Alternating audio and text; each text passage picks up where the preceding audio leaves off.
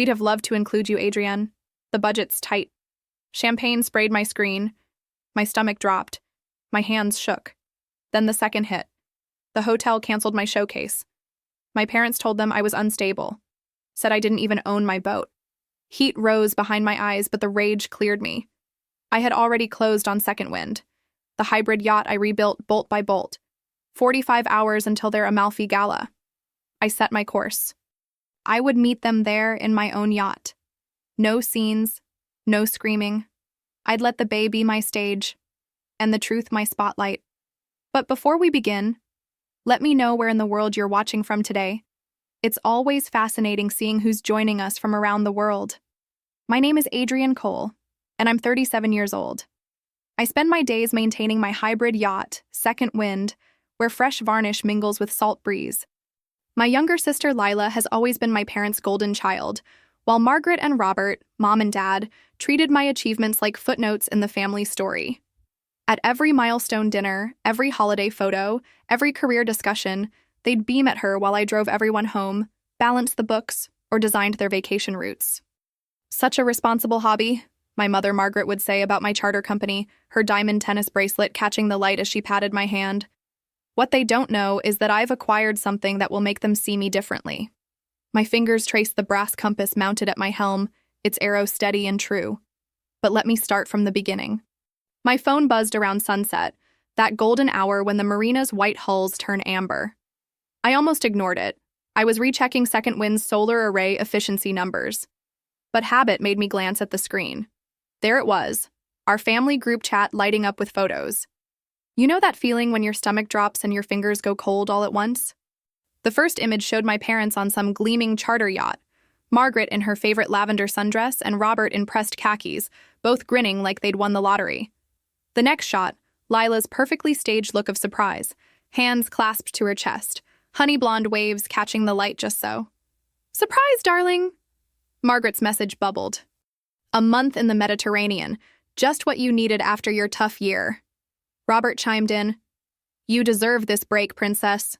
Time to recharge in style." I scrolled through more photos. Champagne toasts, cabin tours, itineraries marked with little heart emojis. My thumb hovered over the screen as messages kept flowing. Then came the kicker, tucked into a longer text from Margaret. "We would have loved to include you, Adrienne, but you understand, the budget's quite tight this year. Perhaps next time." Right, because chartering a luxury yacht for a month was obviously the budget option. You'd think after 37 years these moments wouldn't sting anymore. But something about this one felt different. Maybe it was because I'd just closed on Second Wind 2 weeks ago, transforming her from a tired diesel cruiser into a cutting-edge hybrid vessel. Or maybe it was because I'd spent the last decade building my eco-charter business, while they dismissed it as playing with boats.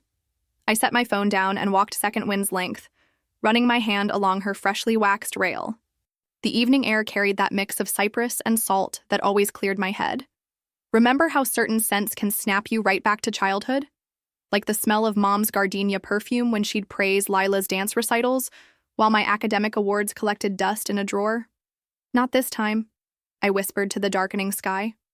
I went below to my navigation station and pulled up the Mediterranean charts. Their itinerary mentioned the Amalfi Coast, with some fancy gala happening that weekend.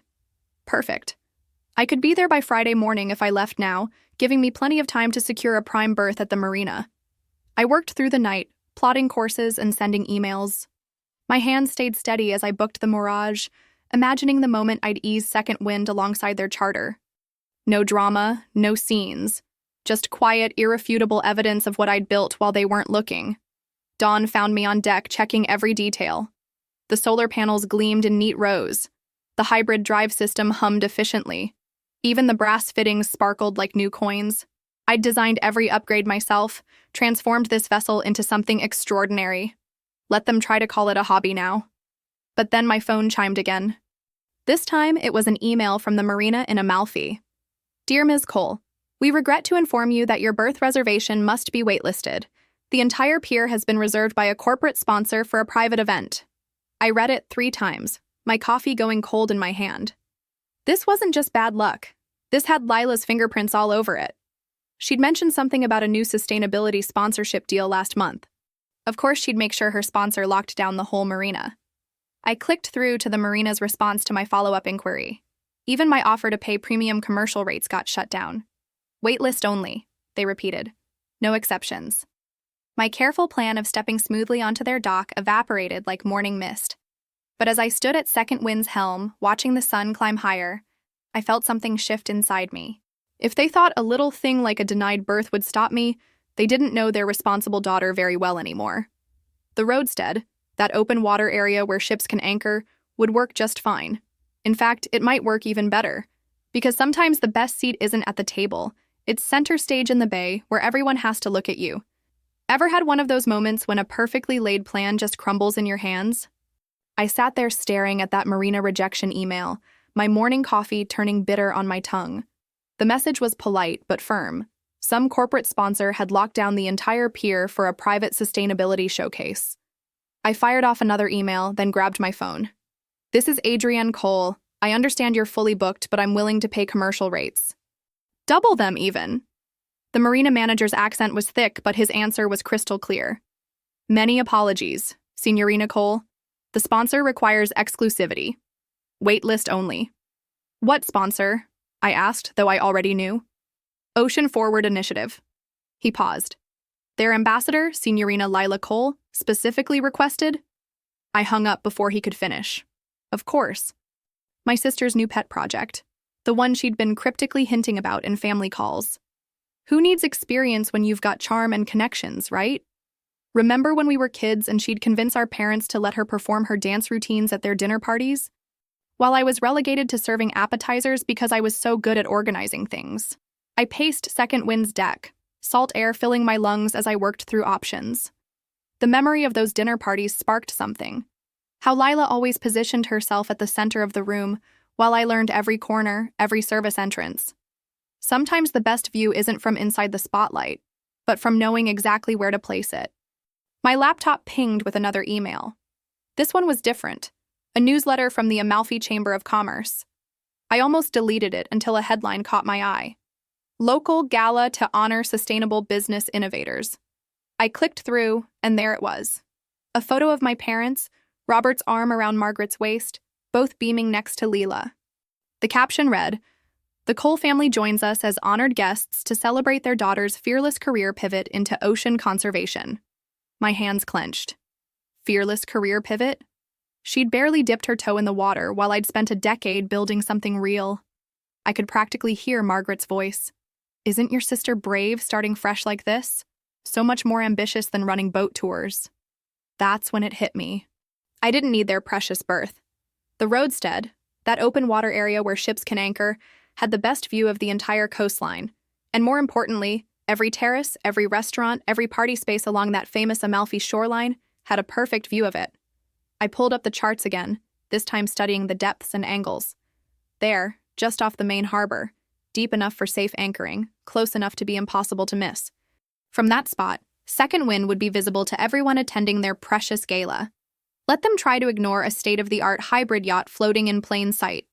Let them explain to their fancy friends why the daughter they never mention is commanding a vessel that makes their chartered showpiece look like yesterday's news. I spent the next few hours recalculating fuel consumption and updating my route. The marina rejection had cost me some time, but I could still make it by Friday morning. Just enough time to get positioned before whatever spectacle they had planned. My phone buzzed again. The family group chat. More photos. Lila practicing her speech on their yacht's bow. Margaret adjusting her hair just so. Robert looking proud in his linen blazer. The caption read, "Rehearsing for Saturday. Can't wait to share my vision for the future of ocean conservation." I zoomed in on their faces, all glowing with that special warmth they never seemed to find when looking at me. The same warmth that had been missing when I'd launched my first charter, or when I'd won that sustainability award they'd been too busy to attend.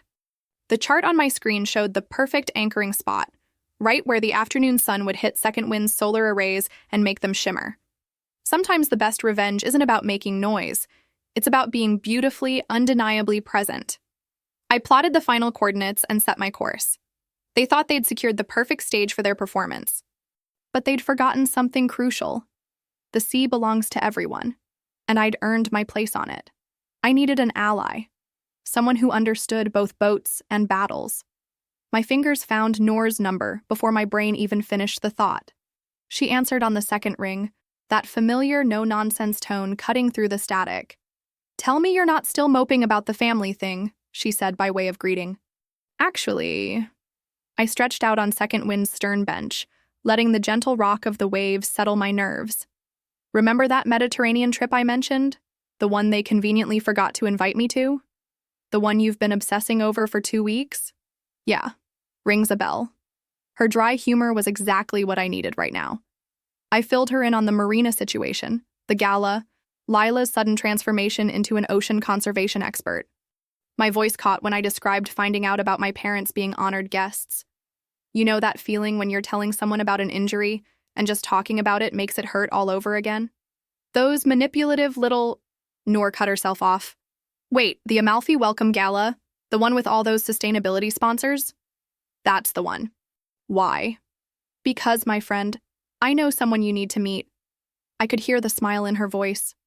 "Camila Ortiz. She runs that gorgeous cliffside hotel where they're hosting the pre-show events, and she happens to be looking for innovative ways to demonstrate their commitment to green tourism." The possibilities started clicking into place. You think she'd be interested in a cutting-edge hybrid yacht with 0 emissions and a captain who actually knows what she's talking about, instead of, say, someone who just learned the difference between port and starboard last week? Noor laughed. "Let me make a call."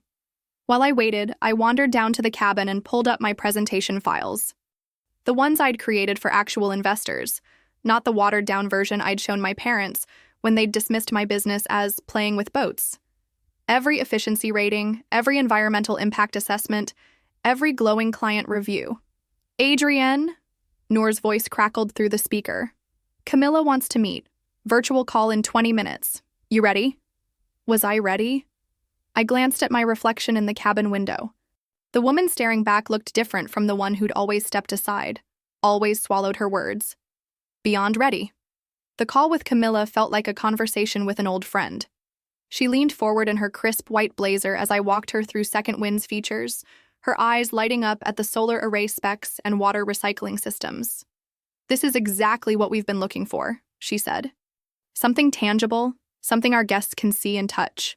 Would you be willing to do a showcase during the pre-show reception? We'll have all the major players there, sponsors, press, influencers." My heart did a little skip. "I'd be honored." "Wonderful. I'll have Evan, our coordinator, send over the details." She paused, her expression warming. "And Adrienne, thank you for bringing this to us. It's refreshing to work with someone who actually lives their values." After we hung up, I just sat there, letting it sink in. For once, I wouldn't be the afterthought, the reliable background player. Second Wind would be front and center, impossible to dismiss or diminish. The confirmation email from Evan arrived within the hour. I spent the rest of the day polishing my pitch, practicing answers to potential questions, choosing the perfect spots to showcase Second Wind's features. Every now and then, I'd catch myself grinning at nothing in particular. You know those moments when everything just clicks? When the universe seems to be saying, "Finally, here's your chance?" That's how I felt as I watched the sunset paint Second Wind's deck in gold. I imagined my parents' faces when they realized their hobby daughter was commanding attention at their precious gala. Imagined Lila trying to explain her sudden passion for ocean conservation while standing next to someone who'd actually built something real. My phone buzzed with a text notification. Noor's name flashed on the screen, along with 3 words that made my stomach drop. "We have trouble." They did what? My fingers gripped the phone so tight my knuckles went white. The sunset's warmth suddenly felt like a cruel joke. "Your parents contacted the hotel." Noor's voice was tight with controlled anger. "They told Camilla you've been unstable lately, that this whole thing is just attention-seeking behavior. They suggested you might cause a scene at the gala." I pressed my free hand against Second Wind's helm, steadying myself. The polished wood felt cool and real under my palm, grounding me as memories flooded back. All those times they'd explained away my achievements, smoothed over my presence like I was an awkward footnote in the family story. Of course they did. My laugh came out hollow. Can't have the responsible daughter stealing any spotlight, can we? There's more. Noor hesitated. They implied you might not actually own the yacht, that you're misrepresenting yourself. That snapped me out of my spiral. I have the paperwork. Every single document, Every inspection report, Already told them that. Send everything you've got to Camilla's office, now. I dove into the cabin, yanking open my laptop. My hands shook as I attached file after file, purchase agreements, registration forms, eco-certification papers. Each document represented months of work, years of planning. Hit send, waited. Remember when you were a kid, and time seemed to stretch like taffy during those moments before something big? That's how the next hour felt. I paced Second Wind's deck, mentally rehearsing what I'd say to Camilla, to my parents, to anyone who'd listen. My phone chirped. Email from the hotel. Documentation received. Reviewing situation. We'll be in touch shortly regarding final decision. That's good, right? I asked Noor when I called to update her. It's not a no, she said. Give them time to... My other line buzzed. The bank. Hold on, I told Noor, switching over. Ms. Cole? The banker's voice was professionally concerned. We need to discuss your recent wire transfer. My stomach dropped. What about it? The final payment for your vessel purchase. It's been flagged for additional verification. The funds are temporarily frozen. The world tilted sideways. Without that wire clearing, the yacht's final ownership transfer wouldn't be complete. And without complete ownership documentation? How long? I managed to ask. Standard procedure is 3 to 5 business days. I need it cleared by Friday at 18 WIC. My voice sounded strange in my ears. I can't legally enter Amalfi's port without... I understand your urgency, Ms. Cole, but our compliance department... Please. I never beg. Never. But here I was. This isn't just about money. My whole family... I stopped myself. Took a breath. What do you need from me to expedite this? 20 minutes later, I'd submitted every piece of documentation the bank requested. Tax returns, business licenses, proof of funds origin. My hands were shaking as I switched back to Noor. They froze the wire, I said before she could speak. Without it clearing, I can't bring Second Wind into port before Friday evening. The gala starts Saturday at 18 Y. Silence hummed across the line. Then, 45 hours. What? That's how long we have until the gala starts. 45 hours to get the bank to move, get you legal clearance, and get you that showcase spot back. She paused. Unless you're ready to give up? The question hit like a splash of cold seawater. Give up? Let them win again? Watch from a distance as they painted their perfect family picture. My sister center stage, while I faded into the background. I looked around Second Wind's cockpit. At the navigation system I'd installed myself. The eco-monitoring displays I'd calibrated night after night. The helm I'd restored until my hands were raw. Not a chance, I said. Good. Noor's smile was audible. Because I've got some ideas. But first, check your email. Now. Another message from the hotel had landed while I was dealing with the bank. After careful consideration, we regret to inform you that your showcase slot has been reassigned. I didn't read the rest. Couldn't. 45 hours, I repeated, my voice steadier than I felt. What's the plan? If you can't get through the front door, find a window. That's what I always told myself during tough business negotiations. Now, bobbing in Second Wind's cockpit, I studied the Amalfi coastline through my binoculars.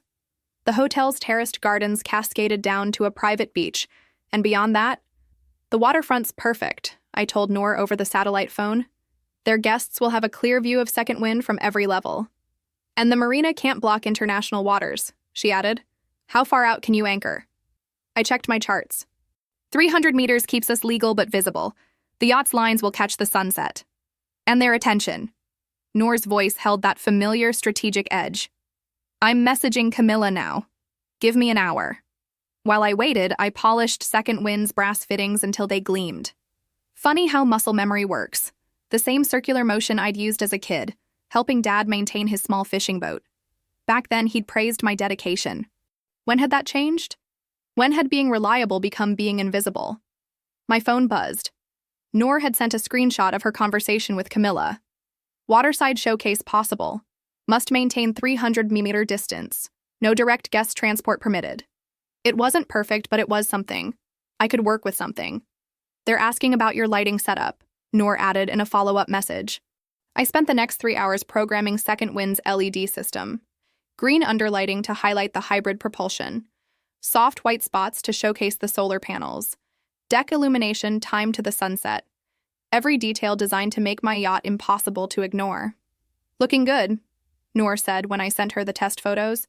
"The hotel's marketing team wants final numbers for their—" A text notification cut across our call.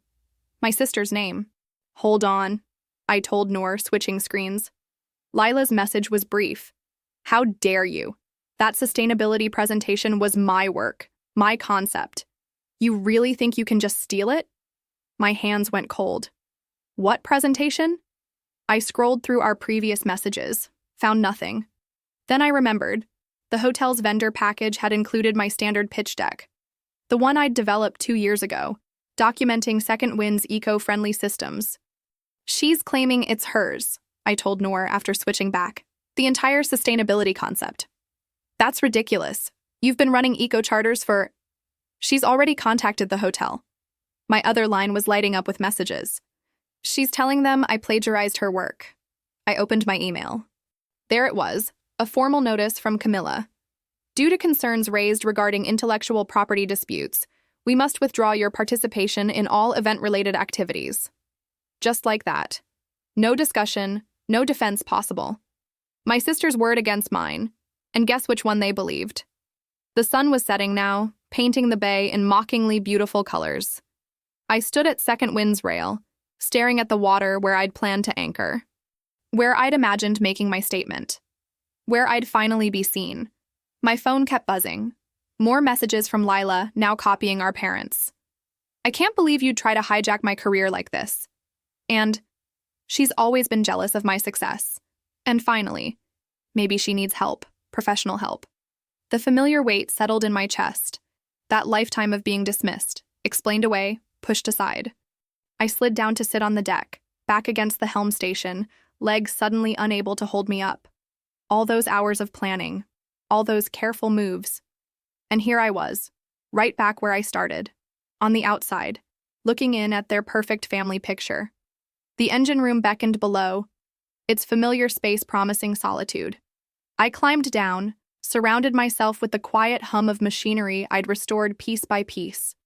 The air still held traces of diesel and salt, that maritime cocktail that usually centered me. But not tonight. Tonight, it just reminded me of everything I stood to lose. My phone lit up again. Noor. "Don't answer it," I whispered to myself. "Don't answer any of them." The screen dimmed, then brightened again. Noor wasn't giving up. I stared at the gentle pulse of Second Wind's systems around me. Green lights blinked on pristine gauges. Everything working perfectly, exactly as I'd rebuilt it. Everything ready for a moment that now seemed impossible. The phone glowed one more time. Still Noor. I watched it go dark and stayed there in the engine room's shadows, feeling the weight of years pressing down like fathoms of silent water. The engine room's familiar hum wrapped around me like an old sweater, comforting but unable to truly warm the chill that had settled in my bones.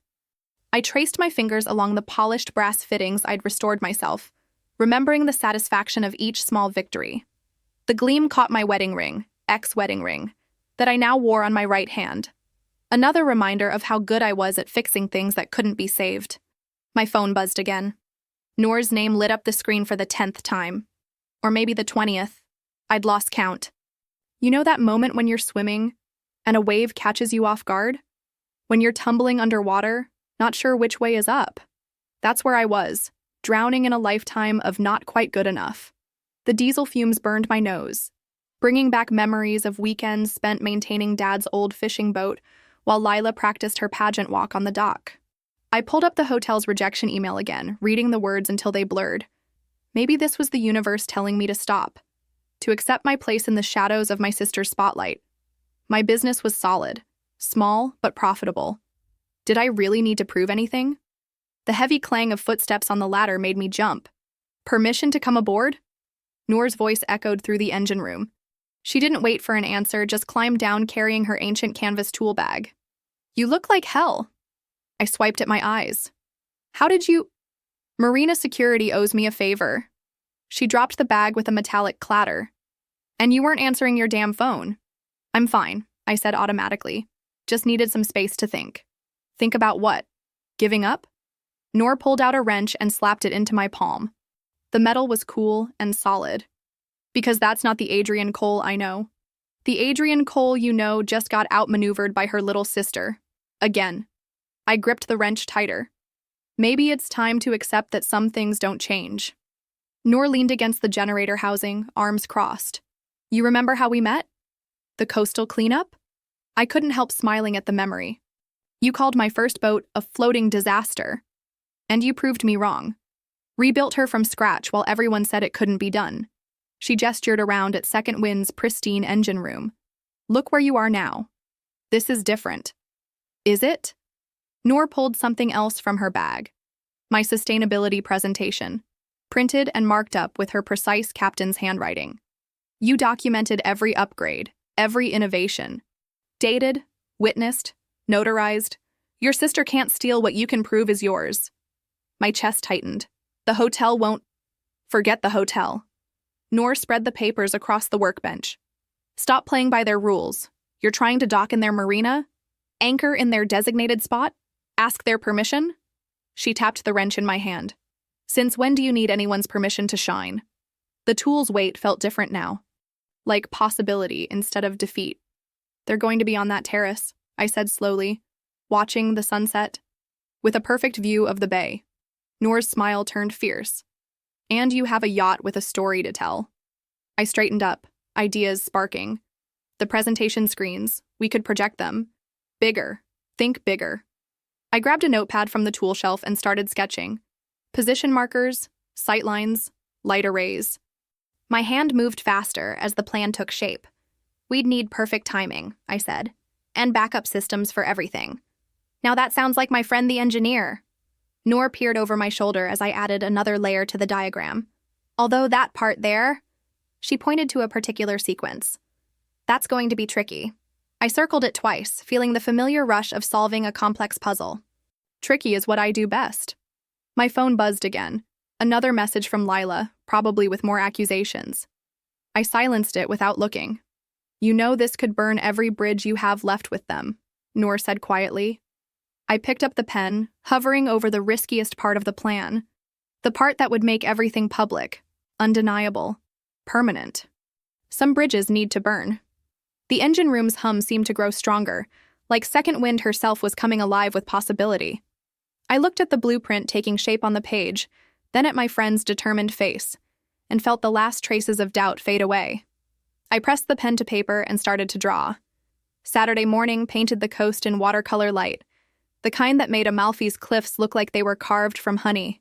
I stood at Second Wind's helm, guiding her through the early haze while Noor checked our position markers. Remember those summer mornings when you're the only one awake and the world feels like it's holding its breath? That's what it felt like, except my heart was doing double time.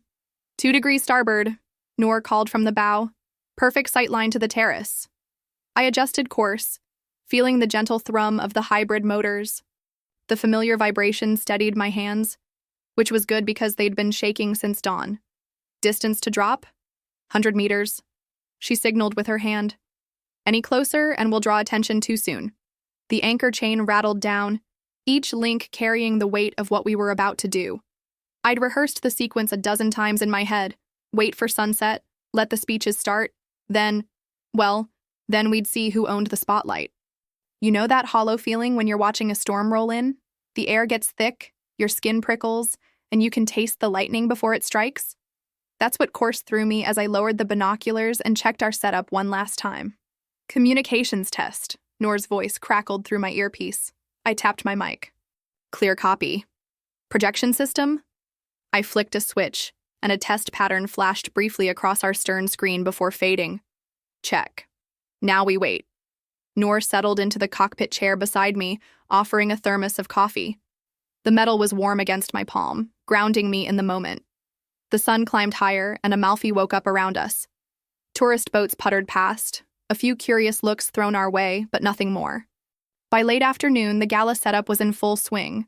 White chairs appeared on the terrace like mushrooms after rain. Servers in black and white darted between tables, laying out silverware that caught the light like scattered stars. Movement at the entrance, Noor murmured. I raised the binoculars again. The first guests were arriving, women in flowing dresses that rippled in the breeze, Men in summer suits that probably cost more than my first boat. The terrace filled slowly, like a glass of expensive wine. "You're 3 o'clock," Noor said quietly. I shifted focus and there they were. Mom in pale blue silk, Dad in his favorite linen jacket, and Lila, of course, in something white and flowing that made her look like she'd just stepped off a magazine cover. My stomach clenched as I watched them work the crowd, Mom's practiced laugh carrying across the water. Remember watching school plays as a kid? When the spotlight would swing around and always find the same star. That's what it felt like, seeing them up there. Except this time, I wasn't in the audience. I was in the wings, waiting for my cue.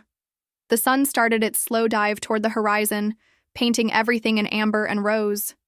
Music drifted across the water, something classical, probably chosen by Mom. The crowd shifted, taking their seats as the MC tapped his microphone.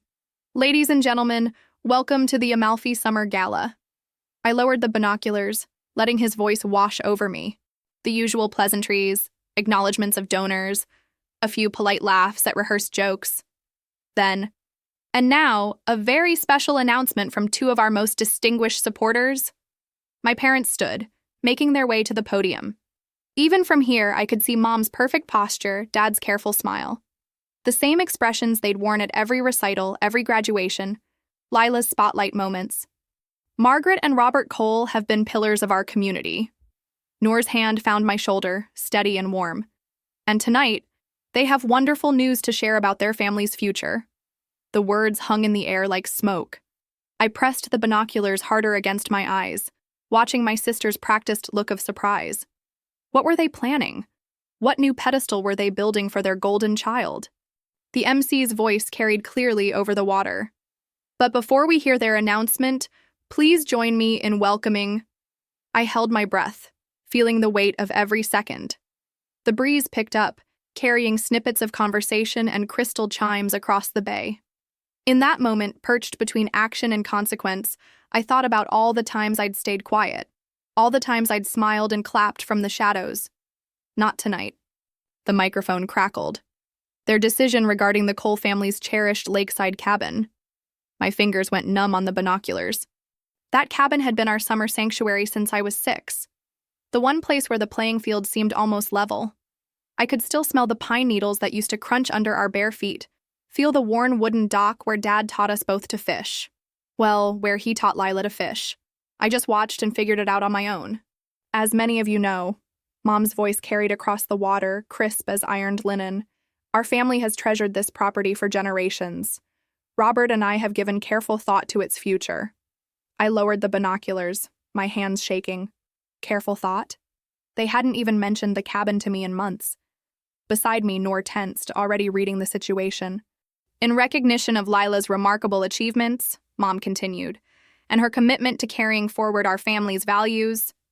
Of course. I let out a bitter laugh that sounded more like a hiccup.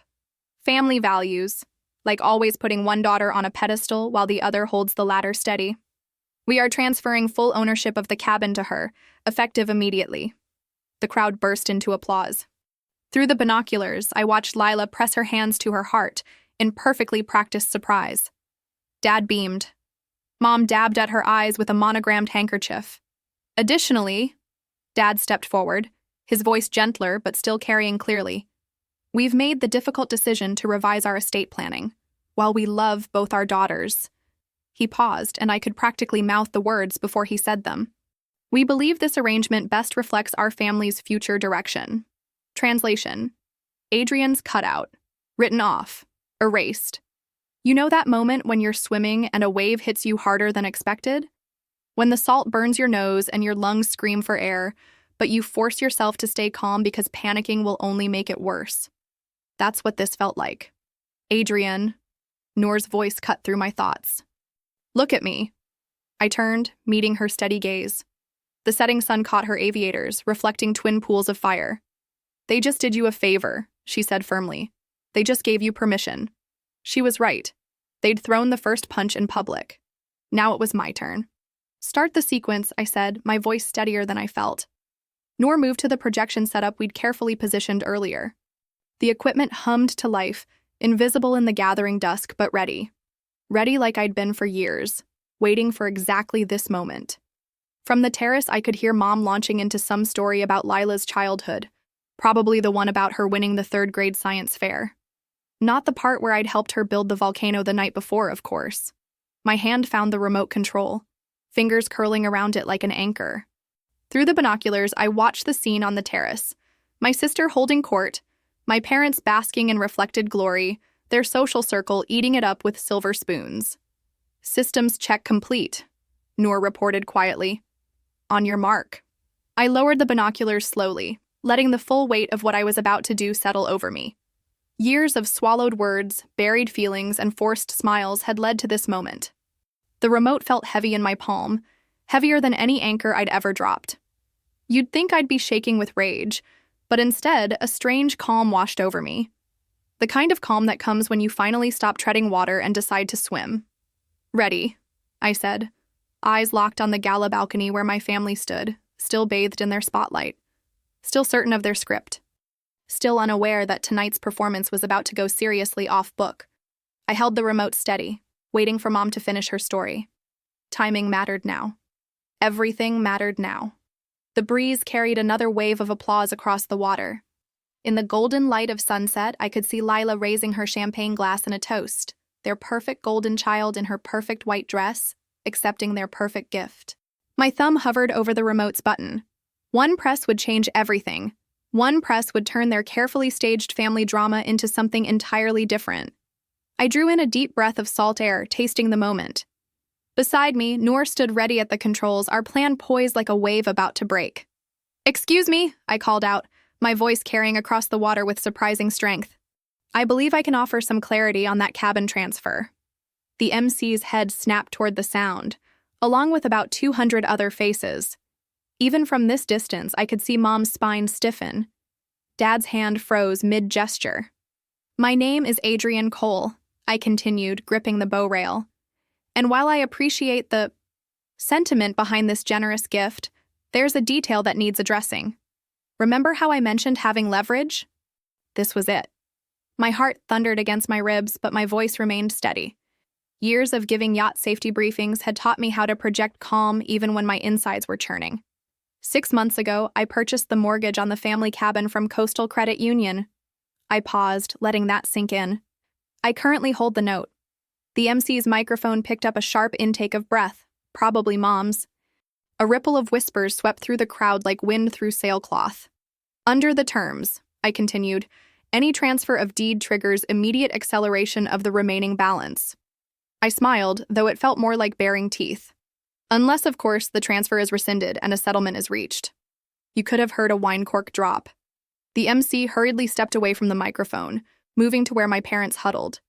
Even without binoculars, I could read their body language. Mom's hand pressed against her throat. Dad's shoulders hunched forward as if taking a blow to the stomach. I counted breaths. 1, 2, 3, while the information sank in. The same way I used to count when they'd forget to call on my birthdays, focused on whatever milestone my sister had reached that month. Watching their faces shift from celebration to shock felt like watching a storm roll in, beautiful in its way, but carrying the promise of thunder.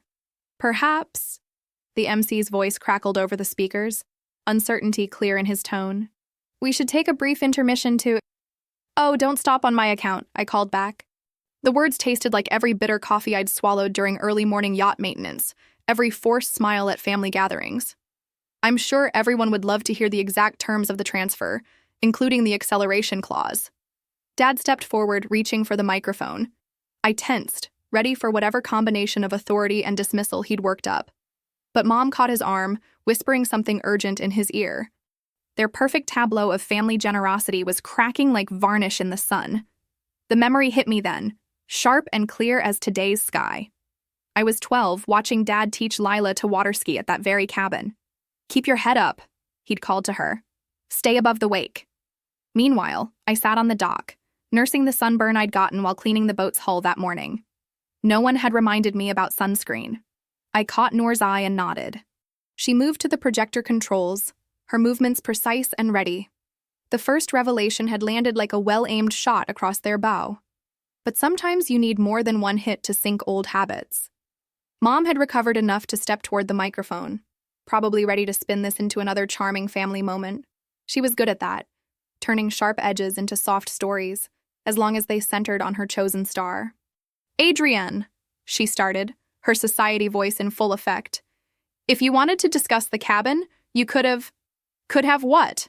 I cut in, my words carrying clearly across the water. Called? Emailed? Left a message with your assistant? I gestured to the crowded terrace. Or maybe I should have waited for an invitation to this family celebration. The silence that followed felt like the moment before a squall hits, that pregnant pause when the air goes still and everyone knows something big is coming. I glanced at Noor again. She stood ready at the controls, our carefully prepared evidence about to turn this garden party into something far more interesting. The sun had nearly set now, painting the bay in deep purples and golds. Perfect conditions for a projection show. I thought of all those childhood moments when I'd been told to wait my turn, to let my sister shine. Well, I wasn't waiting anymore. Now, I said, my voice carrying across the water. About that sustainability presentation. Noor hit the controls. The projector hummed to life, casting a bright rectangle onto the gala's pristine white wall. My original deck materialized, complete with metadata timestamps from 3 years ago. Every slide represented countless hours of research, each carefully crafted infographic telling the story of our ocean's future. You know that feeling when you're diving and you hit that perfect depth where everything becomes crystal clear? That's what it felt like watching my work fill that wall. If you'll notice the dates, I continued, this deck was created long before my sister's… What did you call it? Her fearless career pivot? The next slides appeared in a smooth progression. My original email exchanges with industry partners, dated documentation of pilot programs, even photos of me conducting early trials on Second Wind. Then, side by side, Lila's supposedly groundbreaking presentation from last month. Identical. Down to the comma placement. A gasp rippled through the crowd, the kind that starts small but spreads like wind over water. I spotted 3 people in corporate attire, her sponsor's representatives, huddled over a tablet, faces lit by its glow as they frantically compared documents. Lila stood frozen at the podium, her perfectly curated image cracking. I'd seen that look before, at childhood dance recitals when she'd forget her steps. But this time, Daddy couldn't call for a do-over. The next slides, I announced, show the email thread where this deck was shared with family members. I paused as Noor advanced to the crucial exchange, specifically when Lila asked to review my little project for family feedback. The timestamp glowed accusingly. 2:14 a.m., 3 days before her sponsored presentation. More murmurs swept the crowd. Phones appeared in hands like stars coming out at dusk, capturing the evidence in real time. From my vantage point on Second Wind's bow, I could see people turning to whisper to each other, heads shaking, fingers pointing. The sponsor's representatives had moved to a corner, one speaking rapidly into a phone while the others continued examining documents. Their body language said everything. Sharp gestures, tight shoulders, heads bent together in urgent conference. Mom and Dad stood rigid by the podium, their earlier confidence shattered like glass on deck. Dad's hand gripped the back of a chair so hard his knuckles showed white. Mom's society smile had vanished completely. The MC hurried across the terrace, a fresh note in his hand. He conferred briefly with the sponsors group before returning to the microphone. I didn't need to hear the words to know what was coming. I could read it in Lila's face as she watched him approach. "Ladies and gentlemen," he began, his professional polish slightly cracked. "I've just been asked to announce that OceanGuard Sustainable Ventures is temporarily suspending their relationship with Ms. Lila Cole, pending a full review of all materials." The corporate speak couldn't disguise the truth. They were cutting her loose, right there in front of everyone who mattered in their world. Lila's composure finally broke. Her hands flew to her mouth, not in the practiced, photogenic way she usually managed her reactions, but in raw, unfiltered shock. She turned to our parents, seeking their usual rescue, but they stood paralyzed, powerless to spin this away. I watched it all from Second Wind's deck, feeling neither triumph nor regret, just the clean, clear sensation of truth finally breaking the surface. The crowd's whispers grew louder, phones still recording every moment.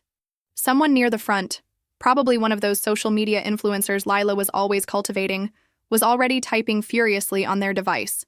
By morning, this would be everywhere in their circle.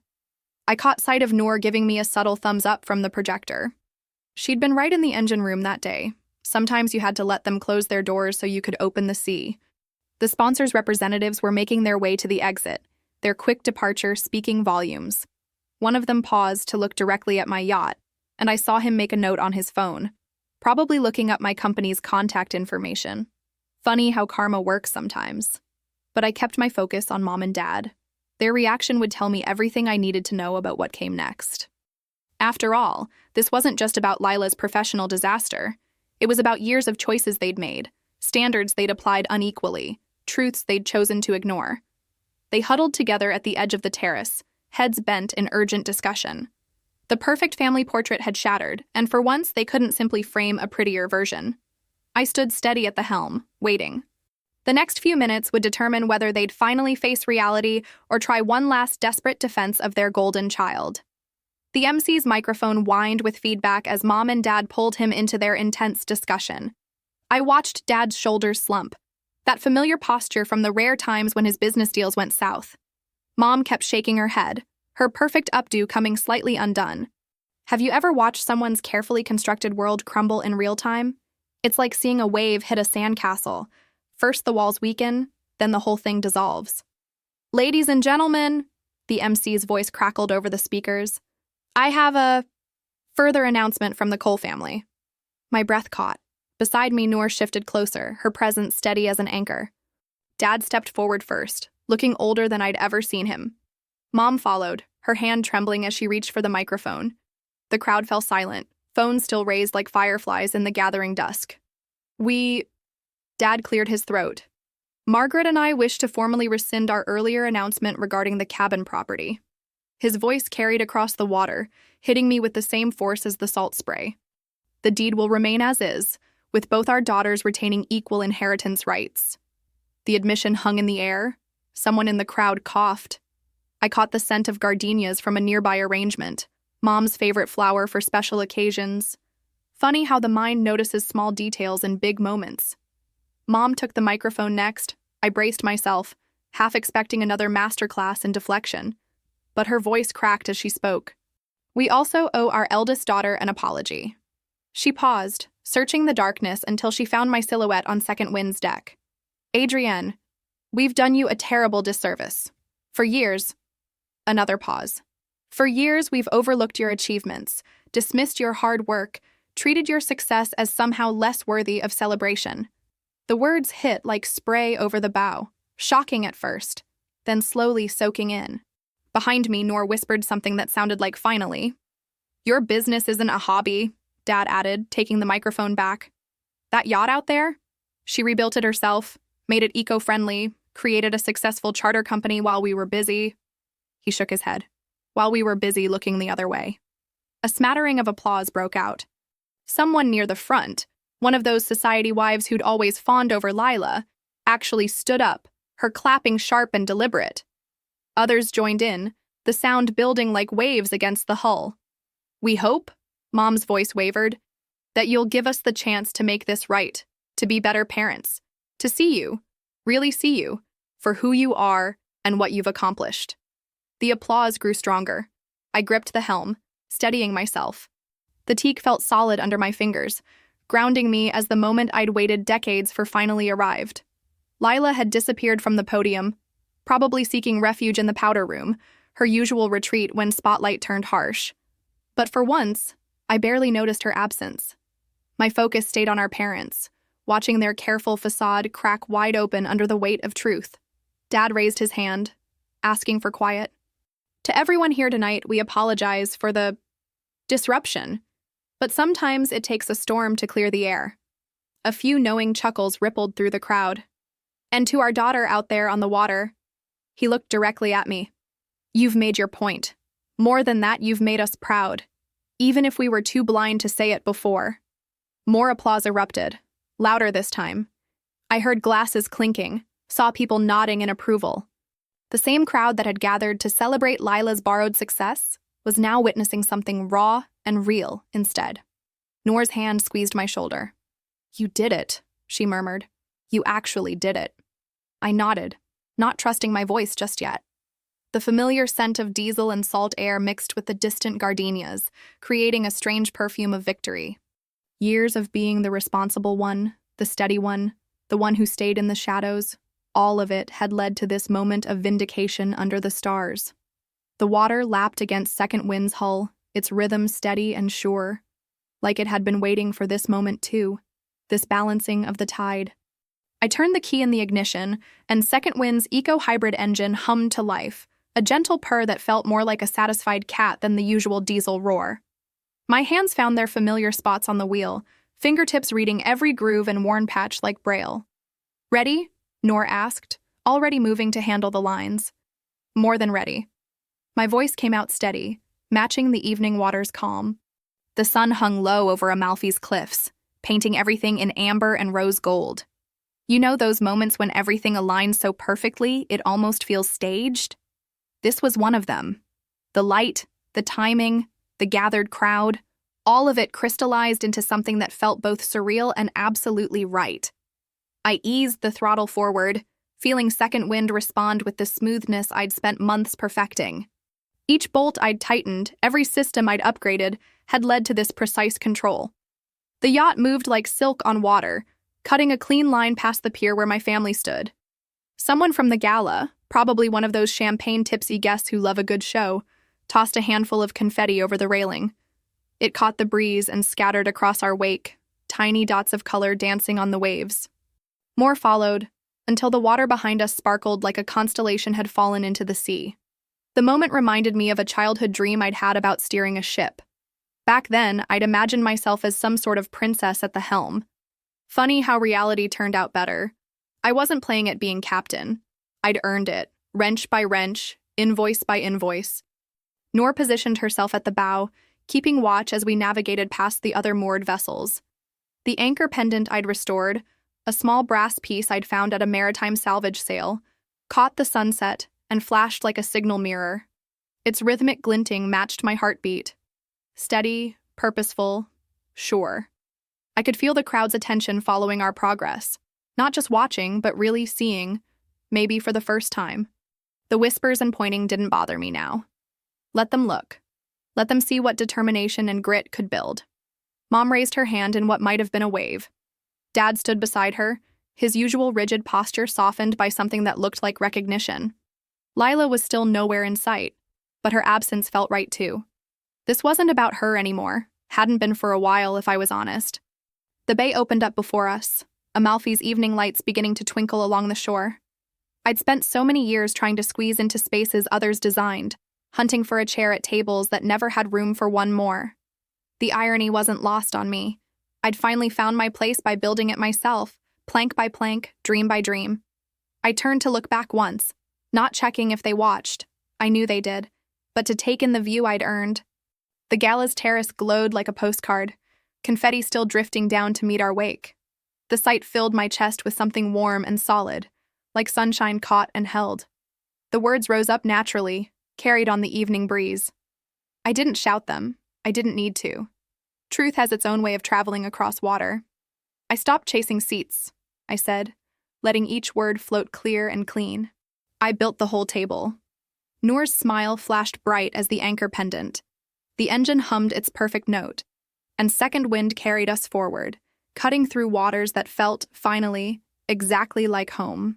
I believe stories like this find us for a reason. If this one touched you, please subscribe. I share a new one every day, and tomorrow's might be the one your heart's been waiting for.